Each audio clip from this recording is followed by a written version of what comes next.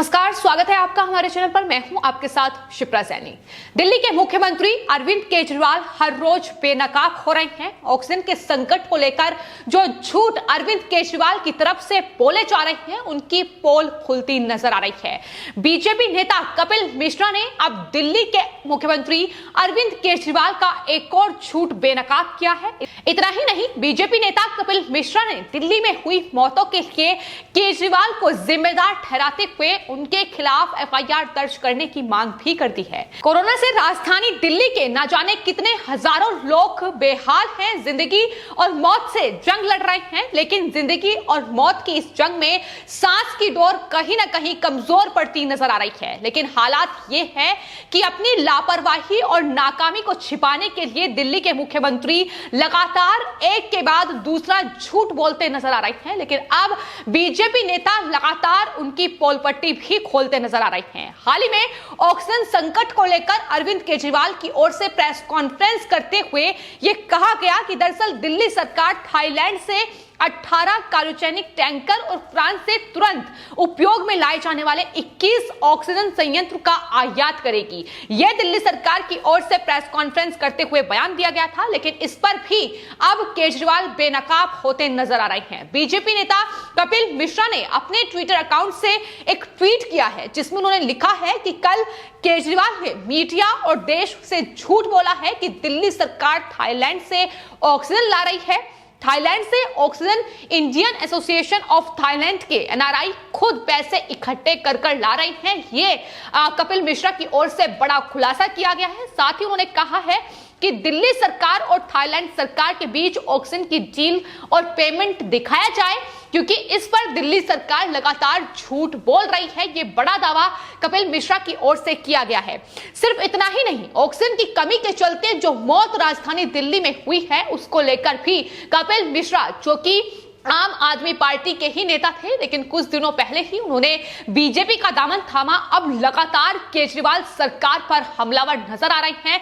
दिल्ली में जो मौतें हुई हैं, उसके लिए कपिल मिश्रा साफ तौर पर दिल्ली के मुखिया अरविंद केजरीवाल को जिम्मेदार ठहरा रहे हैं कि किस तरीके से ऑक्सीजन की कमी के चलते ये जो मौत हुई है, इसको लेकर उन्होंने दिल्ली के मुखिया अरविंद केजरीवाल के खिलाफ एफआईआर दर्ज करने के लिए एक शिकायत भी दिल्ली के पुलिस कमिश्नर को की है, जिसमें कपिल मिश्रा ने केजरीवाल को आपराधिक उपेक्षा का आरोपी बताया है। उन्होंने अपनी शिकायत में यह भी कहा है कि दिल्ली के मुख्यमंत्री की आपराधिक लापरवाही के कारण दिल्ली में सैकड़ों लोगों की जान चली गई। उन्होंने जो अपनी शिकायत दिल्ली के पुलिस कमिश्नर को मेल की है, उसमें उन्होंने 3 विषयों पर जांच करने का आग्रह दिल्ली पुलिस कमिश्नर से किया है। उन्होंने कहा है कि लापरवाही से मौतें हुई हैं, विज्ञापन में भ्रष्टाचार हुआ है और पीड़ितों को मुआवजा मिलना चाहिए, ये मांग की गई है। तो जाहिर तौर पर बीजेपी लगातार केजरीवाल पर हमलावर नजर आ रही है। जिस तरीके से दिल्ली के मुख्यमंत्री अरविंद केजरीवाल को लेकर जिस तरीके से वो राजनीति ऑक्सीजन के संकट को लेकर करते नजर आ रही हैं, उनका झूठ लगातार बेनकाब हो रहा है। और जो मेल की गई है, उसमें कपिल मिश्रा ने इस मेल में जो शिकायत की है, खुद को हिंदू इकोसिस्टम का फाउंडर बताते हुए यह शिकायत दर्ज कराई गई है। दिल्ली के सीएम अरविंद केजरीवाल की लापरवाही के चलते पूरे शहर के अस्पतालों में सैकड़ों जान गई है। इतना ही नहीं, कपिल मिश्रा ने जो शिकायत की है, उसमें उन्होंने जयपुर गोल्डन हॉस्पिटल, इसके अलावा बत्रा हॉस्पिटल, गंगाराम, उन सभी का जो बयान था दिल्ली हाई कोर्ट में, उसका भी जिक्र किया है। उन्होंने कहा है कि इन तमाम हॉस्पिटल ने यह साफ तौर पर कहा है कि ऑक्सीजन की सप्लाई में दिल्ली सरकार बाधा बनकर आई है। ऑक्सीजन की जो सप्लाई अस्पतालों को की जा रही थी, उसमें अड़ंगा दिल्ली सरकार की ओर से लगाया गया है।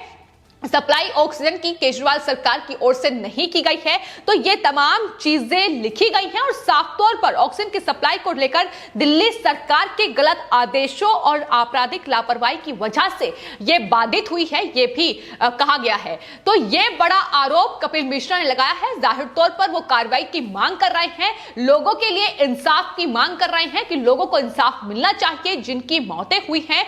ऑक्सीजन का यह संकट राजधानी दिल्ली में गहराया हुआ है, लेकिन अरविंद केजरीवाल सिर्फ और सिर्फ विज्ञापन में व्यस्त हैं।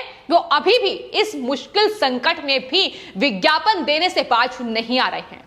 तो फिलहाल दिल्ली में जो सरकार है, दिल्ली में जो मुख्यमंत्री हैं अरविंद केजरीवाल, किस तरीके की लापरवाही इस वक्त बरत रहे हैं, ये लगातार तस्वीरों में जो राजधानी दिल्ली के अस्पतालों से निकलकर सामने आ रही है उसमें दिखाई दे रहा है कि किस तरीके से सिर्फ और सिर्फ विज्ञापन में पैसा जो है वो लुटाया गया है और अस्पतालों में कोई सुविधाएं नहीं की गई हैं। लोग लगातार यही सवाल दाग रहे हैं कि जो पैसा, जो 800 करोड़ से ज्यादा रुपए अभी तक विज्ञापनों में खर्च किए गए हैं, अगर वो राजधानी दिल्ली में ऑक्सीजन प्लांट के निर्माण या फिर अस्पतालों में सुविधाएं बेहतर करने में लगाया होता तो राजधानी दिल्ली आज इतनी बेहाल बदहाल नजर नहीं आती। लोग इस तरीके से अपनी जान की भीख अस्पतालों के बाहर मांगते नहीं नजर आते। ये सवाल लगातार उन पर दागा जा रहा है, लेकिन जवाब उनके पास नहीं है, चूंकि दिल्ली के मुख्यमंत्री ने अभी तक इसको लेकर कोई जवाब नहीं दिया है। दिल्ली हाई कोर्ट में भी उनकी तरफ से जो टिप्पणियां की गई हैं वो साफ तौर पर ये बताती हैं कि किस तरीके से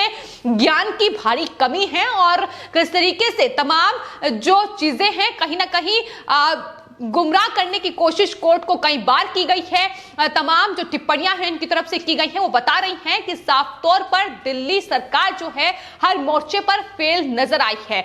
आपको बता दें, दिल्ली हाई कोर्ट की फटकार के बाद विज्ञापनजीवी केजरीवाल का जो पैसों का खेल का सिस्टम है वो खत्म होता नजर नहीं आया है।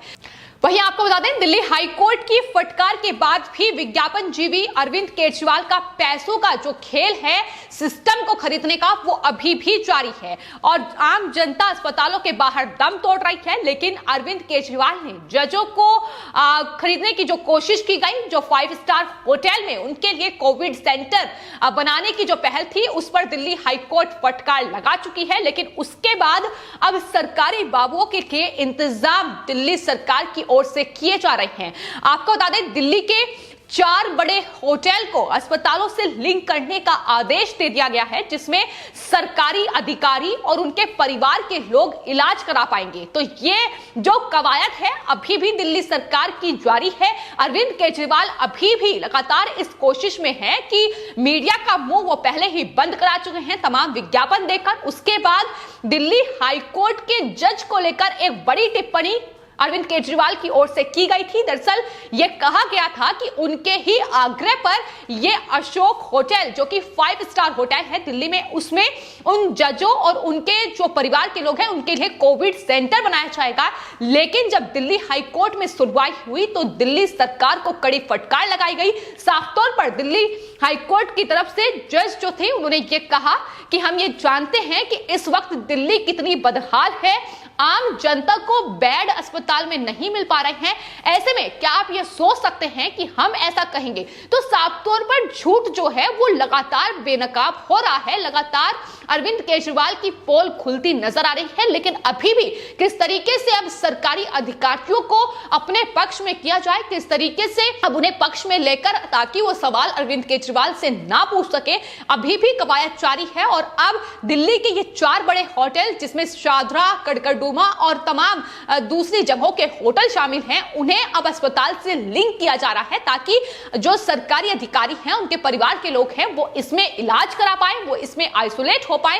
तो ये लगातार किस तरीके की जो शासन है दिल्ली में अरविंद केजरीवाल का चल रहा है, इसमें लगातार देखने को मिल रहा है। जाहिर तौर पर आम जनता की सुध लेने का ये वक्त है, लेकिन अरविंद केजरीवाल सिर्फ और सिर्फ सरकारी खेमे को किस तरीके से अपने पक्ष में किया जाए, आखिर अस्पताल सवाल ना उठा पाए, सरकारी अधिकारी सवाल ना उठा पाए, मीडिया सवाल ना कर पाए, और जाहिर तौर पर जो हाईकोर्ट को कहीं ना कहीं जुडिशियरी को खरीदने की कोशिश की गई, उस पर बड़ा झटका अरविंद केजरीवाल को पहले ही लग चुका है। लेकिन पैसों का खेल और सिस्टम को खरीदने की कोशिश अभी भी अरविंद केजरीवाल की तरफ से जारी है, जिस पर लगातार दिल्ली के मुख्यमंत्री घिरते नजर आ रहे हैं। तो आपको बता दें, जो सरकारी अधिकारियों के लिए होटल, 4 होटल है दिल्ली के, जो विवेक विहार में होटल जिंजर, शात्रा में होटल पार्क प्लाजा, कड़कड़डूमा के पास होटल लीला, हरिनगर में गोल्डन ट्यूलिप जो होटल है वो इन सरकारी अधिकारियों के लिए बुक किए गए हैं, जहां पर इनके लिए कोविड अस्पताल जो है वो बनाए जाएंगे।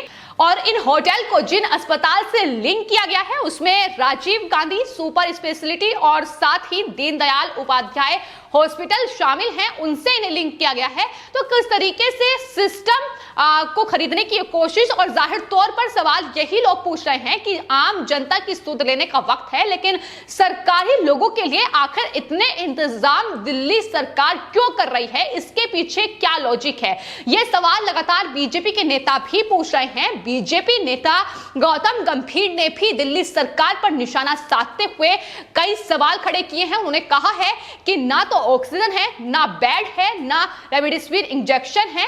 दिल्ली हाईकोर्ट को इस पर जल्द से जल्द फैसला कर लेना चाहिए कि आखिर आगे दिल्ली को किस तरीके से संभालना है, क्योंकि दिल्ली हाईकोर्ट लगातार दिल्ली सरकार को फटकार भी लगा रही है।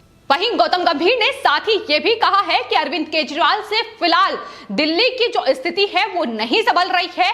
पहले दौर में भी वो हाथ खड़े कर चुके थे और अब जब कोविड का दूसरा दौर आया है उसमें भी उन्होंने अपने हाथ खड़े कर लिए हैं। वो कुछ इंतजाम राजधानी दिल्ली के लिए नहीं कर पा रहे हैं। सिर्फ और सिर्फ टीवी पर मुख्यमंत्री बरकरार है, यानी विज्ञापन देते नजर आ रहे हैं। इसको लेकर ही गौतम गंभीर ने अरविंद केजरीवाल पर निशाना साधा है। लेकिन क्या अरविंद केजरीवाल इन तमाम झूठ बोलने के बाद क्या कोई सबक ले पाएंगे, यह सबसे बड़ा सवाल इस वक्त बना हुआ है। फिलहाल आपकी इस पूरे मामले पर क्या राय है, हमें कमेंट बॉक्स में जरूर लिखें और चैनल को सब्सक्राइब करें। धन्यवाद।